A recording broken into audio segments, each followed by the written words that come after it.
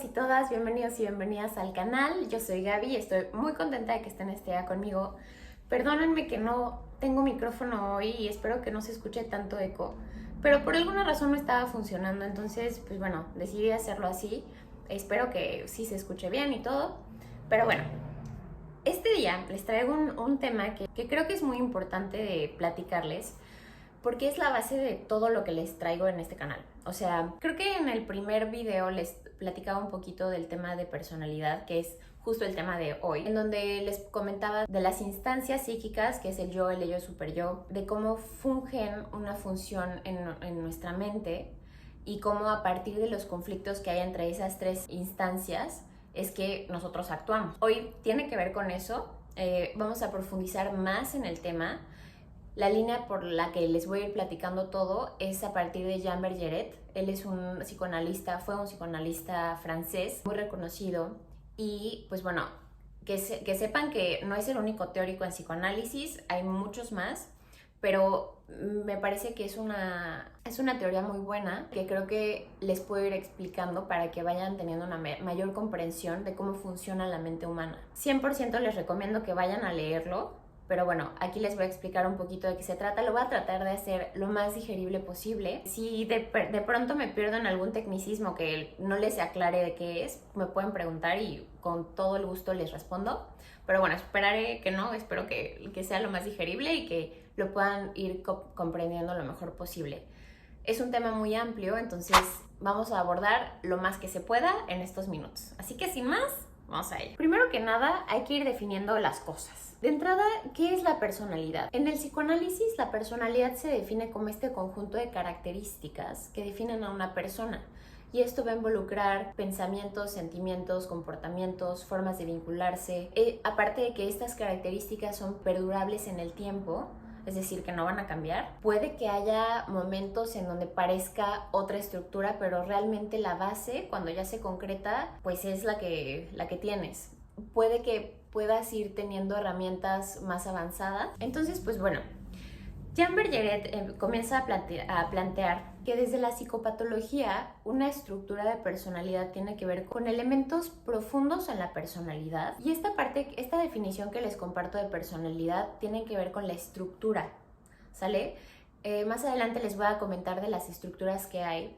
De hecho hay una que es aestructura, que significa sin estructura, pero bueno, esto tiene que ver con, sobre todo, los factores que son estables en el tiempo, ¿sale? No van a ir cambiando del uno al otro. Luego de esto, como muy pegadito, viene el carácter. Básicamente el carácter es la forma en la que esta estructura psíquica que les comentaba de una persona se va a expresar en la vida cotidiana, es lo que se ve, es lo manifiesto. Entonces, si es la vida cotidiana, no es cuando la persona está en una crisis. Y esto es muy importante porque, por ejemplo, más adelante les voy a explicar las características de cada estructura, pero si hay una persona con una estructura y está en crisis, se puede confundir con otros tipos de estructuras porque justo no está cumpliendo con lo que está diciendo lo que su estructura podría ser, pero justo bajo el contexto de la persona no hay que tomar perspectiva y no decir como, pues seguro es psicótico porque no está viendo la realidad. Puede ser un neurótico que en ese momento está en crisis y que está desapegado de la realidad, a pesar de que su estructura es en teoría, más apegada a la misma. Pero bueno, ya me estoy adelantando, así que regresemos. Entonces ya vemos el tema de estructura, que tiene que ver con la definición de personalidad que les di. Y ahí tenemos el carácter y ahora falta sumar la sintomatología. Los síntomas son las características que se ven en relación a una patología, ¿ok? Por ejemplo, cuando tú tienes gripa, un síntoma es que te arde la garganta. Pues tienes inflamada la garganta, puede haber dolores de cabeza, puede haber fiebre. Entonces, todas estas características sumadas son una patología. Y en la estructura, esto tiene que ver con el funcionamiento mórbido, es decir, patológico de una estructura de personalidad. Y esto pasa cuando la estructura se descompensa. Entonces, lo que va a buscar, así como el cuerpo busca homeostasis, es decir, equilibrio. Por ejemplo, cuando tengo sed, pues tomo agua porque justo me estoy volviendo a balancear porque seguramente se me bajaron las sales, los minerales, etcétera. Entonces, igualito con la personalidad, si me está faltando algo que necesito para estar sin angustiarme, eso me desestabiliza y va a surgir la sintomatología. Para cada una de estas sintomatologías va a surgir mecanismos de defensa, porque en la parte emocional, velo en tu día a día. Si pasa que hay un contratiempo, hubo un accidente, la forma en la que yo lo voy a vivir va a ser distinta a como tú lo vas a vivir, a como el vecino lo va a vivir, porque cada quien va a tener herramientas diferentes en la mente. Entonces, estas herramientas se pueden ver también como mecanismos de defensa. Puede que los míos sean de esta forma, tengan estas características, los tuyos de otra, y la persona va a interpretar su realidad y sobre todo estos contextos que desbordan o desestabilizan distinto. Entonces, hasta ahorita llevamos estructura, carácter, sintomatología. Con la terapia, justo lo que se busca es que las personas podamos regularnos. Independientemente de las características de personalidad que tengamos o no, autoconocimiento nos va a dar la herramienta para poder prever ciertos contextos, ciertos escenarios que nos pueden descompensar emocionalmente y que al irlo trabajando, pues justo te evitas de muchas penas y de muchos dolores. Cada tipo de estructura va a tener su propio equilibrio. Entonces, las estructuras van a ser las bases de tu personalidad y estas bases se van consolidando principalmente en la infancia. O sea, de verdad que es súper importante el cuidado de las infancias porque es el momento clave donde te estás desarrollando en todos los sentidos y vas a obtener las herramientas físicas y mentales que vas a usar para el resto de tu vida. Evidentemente hay herramientas que si no tuviste en la infancia las puedes trabajar y obtener, pero va a haber otras que no, dependiendo del contexto. Entonces, pues bueno, pequeño paréntesis de por qué la infancia es súper importante de cuidarla. Ahora, cada personalidad va a tener una forma de relacionarse con los demás. Si yo tengo una, entonces puede ser que me relacione con otros desde un lugar de dependencia, de que necesito a esa persona porque si no me siento muy angustiada y me descompenso. O puede ser que no, o sea, que trate de evitar lo más posible el contacto con los demás y me encierro en mi burbuja, como puede ser un autismo, por ejemplo, porque no quiero profundizar tanto en mis vínculos, ni acercarme demasiado porque puede ser amenazante o angustiante para mí. No significa que uno sea bueno o malo, simplemente que es importante tomarlo en cuenta para poder saber desde dónde trabajar con la personalidad. Cada una de las estructuras que les voy a presentar tienen un nivel de evolución distinto. Esto significa que a la hora de que se fueron desarrollando de pequeños, tuvieron ciertas herramientas o no. Entonces, dependiendo de la cantidad de herramientas que tengan, es cuán evolucionado estoy. Esta palabra de evolucionado me hace un poco de ruido, pero pues tiene que ver con las herramientas que tenemos. Como les comentaba, entonces la estructura de personalidad se va a ir formando desde la infancia. En la adolescencia, ahorita ya les platicaba de cómo se va dando el desarrollo de la personalidad desde la niñez, pero en la adolescencia es el punto clave donde podemos todavía jalar ciertas cosas, trabajar ciertas áreas, dar herramientas a los chavos para que puedan consolidar esa estructura de personalidad más sólida, valga la redundancia, y que tengan más herramientas en la vida adulta. Justo es un momento así de que de oro, porque todavía hay cosas que se pueden hacer para que la persona pues esté en un mayor balance y tenga mejores formas de afrontar las adversidades que les puede aventar la vida. Entonces, cuando se acaba, imagínense que es literalmente una construcción con cemento. Cuando se acaba la adolescencia, más o menos, pues no hay una edad así como de, ya soy adulto, pero digamos mediados de los 20, cuando ya el cerebro se acaba de desarrollar, 20 tempranos. Pero bueno, cuando se termina la adolescencia y ya empieza la adultez, esa base que antes estaba aguadita como el cemento, ya está endurecida.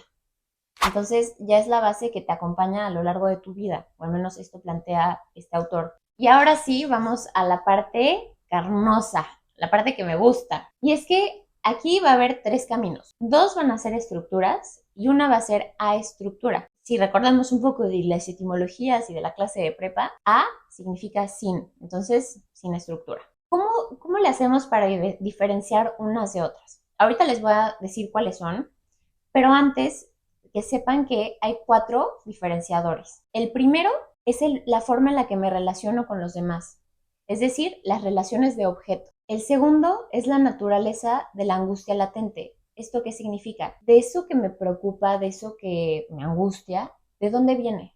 ¿De dónde parte y desde qué lugar estoy? Que eso en particular me está pesando en este momento. 3, los mecanismos de defensa, la forma en la que voy a confrontar esta situación. Suponiendo que está Ricardo y Pablo, los dos se quedaron sin chamba.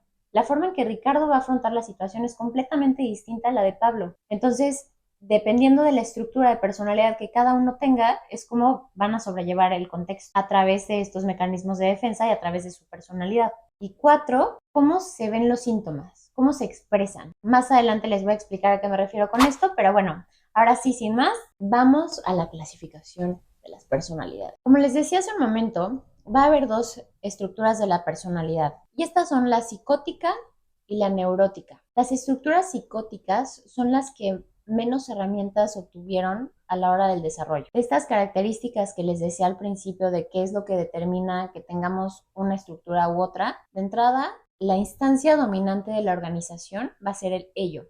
Como les decía al principio del video, el ello es como esta parte más primitiva, en un sentido de que no voy a tener tantas herramientas para relacionarme con los demás, para conocerme a mí mismo. El ello, recordamos que está guiado por el principio del placer, entonces si yo tengo esta necesidad, la cubro de inmediato, o sea, como que la parte de realidad se aleja en un sentido de que si, por ejemplo, ahorita mismo quiero ir al baño, pues me hago los pantalones, puede ser, ¿no? O sea, va a depender del caso, pero para ponerles un ejemplo, porque esa es mi realidad, o sea, tengo esta necesidad y puede ser que aunque haya personas a mi alrededor o no esté en un lugar en donde pues podría ir al baño, significa que no lo hago, más al contrario, si tengo las ganas, lo hago. Y así con muchas otras cosas. El conflicto justo va a ser entre el ello, que es este cavernícola interno, con la realidad. Si yo quiero esto y lo estoy haciendo, porque la realidad me dice que es otra cosa. Para mí no está mal hacerme los pantalones en la vía pública, porque simplemente lo sentí y eso era lo que yo quería en el momento. No estoy diciendo que las personas psicóticas todas hagan eso,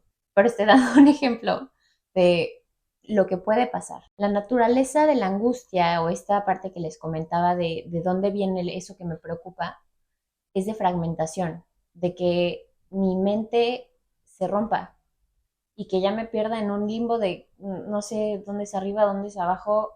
Esa angustia está presente. Imagínense que yo llego y ahorita tengo una planta aquí adelante de mí. Estoy viendo la planta y llegan los demás y me dicen, ¿de qué hablas? O sea, ¿qué planta? O sea, ¿estás loca? Pero yo sí estoy viendo la planta. Entonces, imagínense la angustia de que una persona te esté diciendo que no está la planta ahí y que tú estás viendo la planta. Entonces, esa angustia de dónde está arriba y dónde está abajo es la que va a caracterizar a la psicosis, angustia de fragmentación. Los mecanismos de defensa principales en esta estructura de la personalidad va a ser la negación, es decir, la negación básicamente es cuando hay una situación y yo no la veo, o sea, niego que está ahí, literalmente. O sea, sé que suena muy redundante, pero es tan incómodo de aceptar, tan quizá doloroso, que yo elijo, pues como que no pasó. Si no me acuerdo, no pasó, así como dice Talía, y pues lo mismo si yo digo que no está pasando, pues no está pasando. Entonces es un mecanismo de defensa, si se dan cuenta, primitivo, porque pues realmente estoy negando algo que está ahí. Y ojo, todos los mecanismos de defensa, todos, son inconscientes. Cuando una persona los está haciendo, no se da cuenta que los está aplicando más bien. Y el otro mecanismo de defensa que es muy usado por esta estructura es la disociación del yo. Va a haber un desapego con la realidad. Entonces, yo me disocio, es decir, me alejo de la realidad y generalmente la persona va a crear una realidad interna que no necesariamente encaja con lo que los demás están percibiendo o viendo. Entonces aquí pueden entrar delirios, alucinaciones, etcétera. Ahora vamos a la siguiente estructura de personalidad. Ya me amarré el pelo porque tenía aquí todo en la cara y bueno, pequeño paréntesis y contexto de lo que está pasando aquí. El siguiente es la estructura neurótica de la personalidad. Esta se va a caracterizar por ser el otro lado de la moneda de la psicosis. Si vimos que en la psicosis la instancia dominante es el ello, acá la instancia dominante es el super yo, o sea, el gendarme, el que pone las reglas, la moral, todas las normas, etcétera. La naturaleza del conflicto con las estructuras neuróticas va a ser entre el ello y el superyo. Si se ponen a pensarlo, tiene todo el sentido porque al final el que una persona tenga unas reglas muy estrictas para consigo mismo no significa que no tenga deseos. Es decir, imagínate que Angélica está trabajando en, ¿qué te gusta? Ejecutivo de cuenta de un banco. Tiene un jefe y el jefe le está pidiendo cuentas, le está diciendo que todo lo que está haciendo está mal y que no sirve para nada. Pues igual el primer sentimiento de Angélica es de angustia, pero más bien va a ser de agresión. Es como este hijo de la fregada, o sea, como estas ganas de pegarle quizá, pero que el super yo le va a decir, espérate, qué bueno que sientes eso, pero no lo vas a expresar así, porque no está bien visto, porque no te lo va a permitir yo. Porque en caso de que lo hiciera, la angustia sería peor. Entonces, el conflicto va a ser entre lo que ese ello, que es el cavernícola interno, quiere versus el gendarme.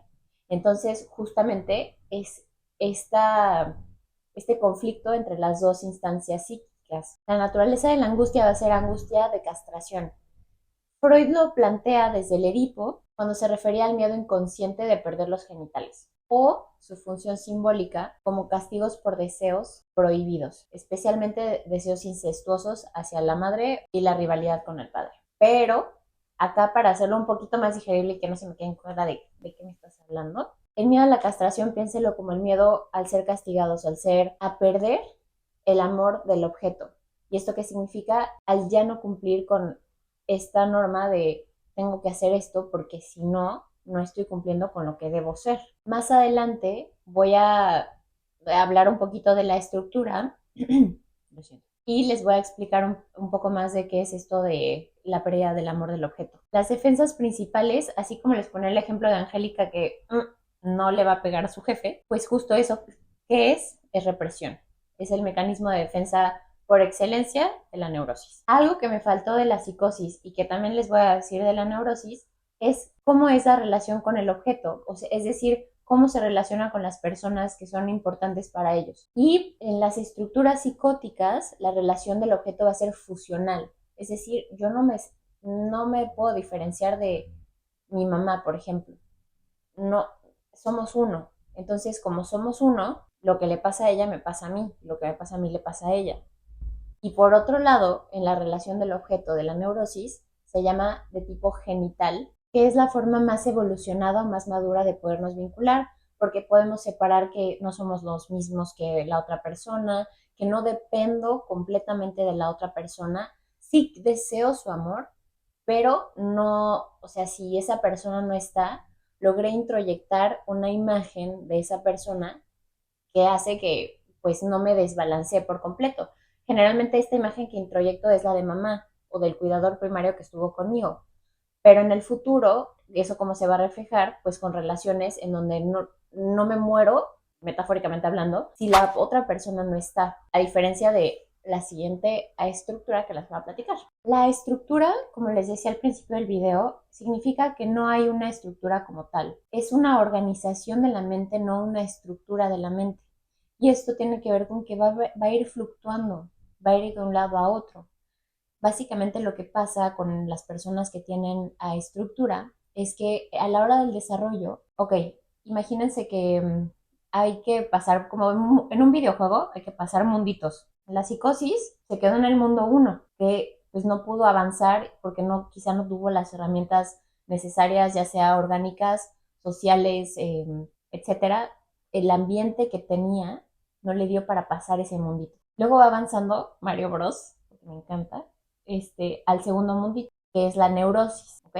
Imaginemos que están estos dos mundos principales. En la neurosis, si logra pasar este mundito, entonces logra tener como la medallita de neurosis. Pero lo que no sabíamos es que entre la psicosis y la neurosis, imaginamos que hay un mini mundo o unos minijuegos que si no los pasas no vas a llegar al mundo como tal de la neurosis. Entonces, en estos minijuegos lo que va a pasar es que sí lograste la psicosis, sí lograste el mundo uno, pero no te dio lo suficiente para llegar al mundo 2 por completo. O sea, como que hubo algo no alcanzaste el escudo protector con los 200 puntos que te faltaban, entonces no vas a tener las herramientas suficientes para concretarte en una estructura neurótica, pero no eres psicótico. Y esto más o menos ocurre entre los 2 y 3 años. Estos minijuegos se refieren a las herramientas que te pudieron dar tus padres, las figuras de crianza, tu entorno, y que si hubo algo que fallara, que no te sentiste suficientemente contenido, que no hubo alguien que te hiciera sentir seguro, que hubo demasiada angustia, ya sea que las figuras que te cuidaron tendían a no satisfacer tus necesidades y esto llegaba a frustrarte demasiado o sobresatisfacer tus necesidades al punto en que pues, nunca te frustrabas.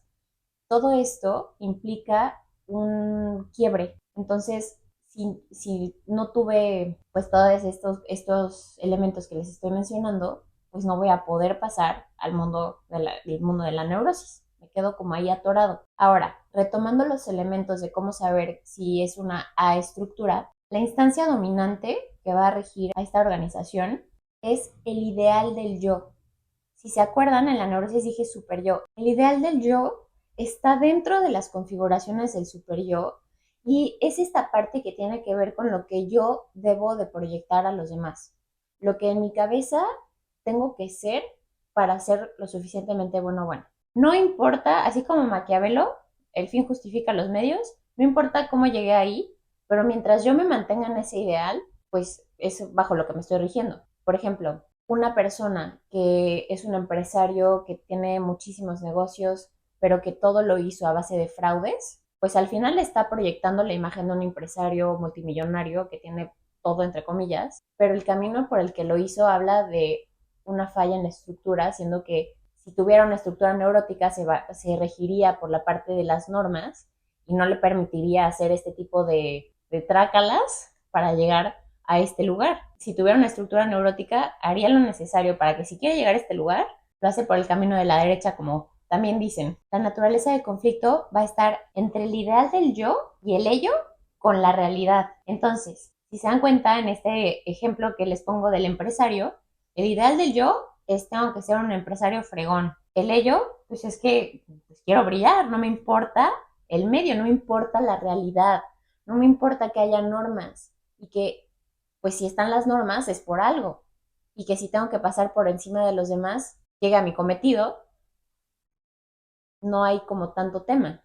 El problema viene cuando por esta realidad, si en algún punto le cachan a este compadre la trácala que hizo o las trácalas que hizo para llegar a ese lugar, ahí es donde viene el conflicto, porque ya me vieron que no llegué como se supone que tenía que haber llegado, entonces eso baja mi ideal. A pesar de que esté aquí, pues ya derrumba todo porque pues entonces ya no lo van a reconocer como tal. Entonces tiene mucho que ver con cómo me perciben los demás y cómo me percibo yo, si estoy cumpliendo con este ideal o no. Entonces llega el ello con todos estos impulsos, con lo que quiero ahorita, con este principio del placer, pero la realidad me está diciendo que no puedo ir por ahí. Entonces ahí es donde viene el conflicto. La naturaleza de angustia va a ser angustia de pérdida del objeto. ¿Esto qué significa? Para explicarla, primero les tengo que explicar la forma en la que se vincula las organizaciones de personalidad. Y es que la relación de objeto es de tipo analítica o parcial. Esto significa que necesito de ellos. Si no tengo a este objeto que me está sosteniendo, me voy a angustiar muchísimo porque mi estructura mental no está lo suficientemente sólida. Entonces voy a necesitar objetos que me mantengan de pie.